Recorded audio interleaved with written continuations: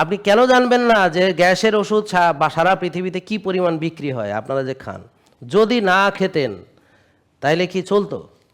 তাহলে আপনাদেরকে গ্যাসের ওষুধ খাওয়ানোর জন্যে আগে তো প্রসেসড আল্ট্রা প্রসেসড ফুড বেশি করে খাওয়াইতে হবে, তারপরে না আপনি গ্যাসের ওষুধ খাবেন।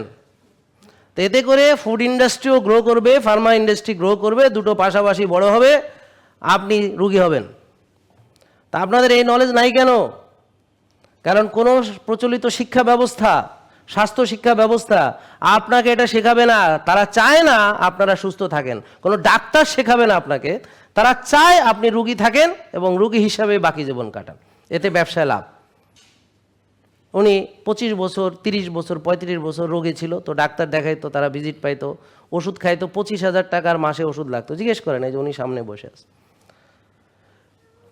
কত বছর? 15 বছর ইনসুলিন নিয়েছেন বোন, 15 বছর ইনসুলিন নিয়েছে। তাহলে ইনসুলিন কোম্পানি তার দ্বারা লাভবান হয়েছে। মাসে 25-26,000 টাকার ওষুধ সে খরচ করছে।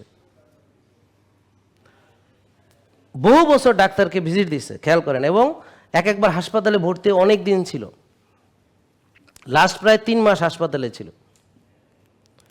তা ইনি সুস্থ থাকলে না ফুড ইন্ডাস্ট্রি ব্যবসা করতে পারতো, না ড্রাগ ইন্ডাস্ট্রি ব্যবসা করতে পারতো, আমার কথা, না ডাক্তারদের কোনো লাভ হইতো, না হসপিটালের কোনো বিজনেস হইতো। তাহলে কোনটা লাভজনক? ওনার সুস্থ থাকা নাকি ওনার রুগী হওয়া? ওনার জন্য সুস্থ থাকা লাভজনক, কিন্তু বাকি সবার জন্য উনি রুগী হওয়াটা লাভজনক। তা আপনি জানেন না, কারণ আপনাকে জানানো হয় না। আপনাকে জানাবে কেন? কারা?